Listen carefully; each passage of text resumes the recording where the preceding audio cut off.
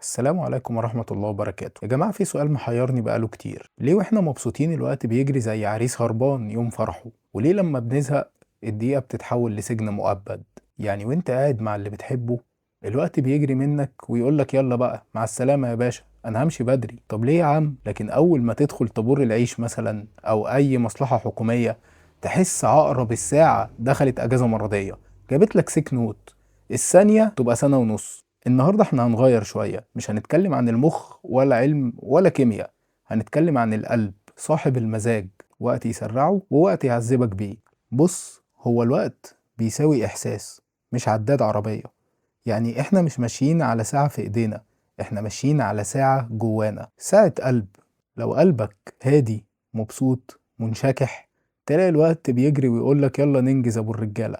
لو قلبك مخنوق زهقان تلاقيه يقولك همشي ببطء، خليك تتعذب شوية. طب تفتكر ليه الوقت بيجري واحنا مبسوطين؟ لأن القلب بيبقى شبعان مشاعر، شبعان ضحك وشبعان حنية ونفس رايق. القلب لما بيبقى فرحان ما بيعدش ثانية بثانية، بيعيش اللحظة كأنها لقمة حلوة مش عايز يبلعها. علشان كده لما تبقى قاعد مع أصحابك أو قاعد مع حبيبتك بتضحك من قلبك، والضحكة من الآخر كده تفشخ ضبك من الخد ده للخد ده. السر القلب بيبقى مركز في اللحظة، مش فاضي يعد الوقت أصلا. طبعا أنت هتسألني دلوقتي تقولي طب ليه الوقت بيمشي بعكاز وإحنا زهقانين؟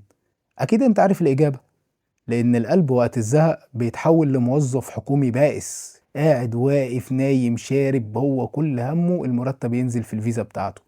يعني من الآخر كده حياة بلا معنى. تلاقيه عمال يحسب كل نفس كل حركة كل كلمة ويقول لك ها هتفضل واقف كتير؟ استحمل. عشان كده التوابير والمواصلات تحسهم دروس صبر إجباري. تعال نشوف بقى العمر والذاكرة ولعبة الوقت. القلب فاكر اليوم الحلو جدا، اليوم اللي حصل فيه حاجة جديدة، اليوم اللي ضحكت فيه، سافرت، جربت حاجة لأول مرة. الأيام دي بتحس إنها طويلة لأنها أكيد بتبقى مليانة روح. لكن الروتين نفس المواعيد ونفس الطريق ونفس الوشوش، فالقلب بيزهق، بيبقى نفسه يعمل انفولو من غير ما ياخد رأيك أساسا.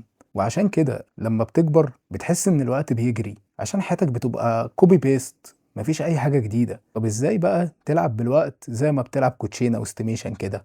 بص يا ريس، لو عايز الوقت يمشي ببطء لازم تجرب حاجات جديدة، تغير طريقك، اعمل مغامرة صغيرة، حاول تكسر الروتين بأي حاجة. حتى لو غيرت يا سيدي عربية الفول اللي بتفطر منها. ولو عايز الوقت يجري اقعد مع ناس بتحبهم، اضحك انبسط وفكر في اللحظة مش في الساعة. القلب عامة بيحب التجديد، بيحب الضحك وبيكره الملل، والزمن ماشي وراه زي تلميذ غلبان. في المرة الجاية لما الوقت يجري منك وانت مبسوط اعرف ان قلبك شغال صح، عايش اللحظة مش بيعد الوقت. ولما تلاقي الدقيقة عاملة نفسها ملكة جمال وقاعدة مش عايزة تمشي اعرف ان ده الطبيعي، وان قلبك بيقولك احنا محتاجين نجدد يا معلم. باختصار احنا مش بنقيس الزمن بالساعة، احنا بنقيسه بالمشاعر اللي جوانا. سلام عليكم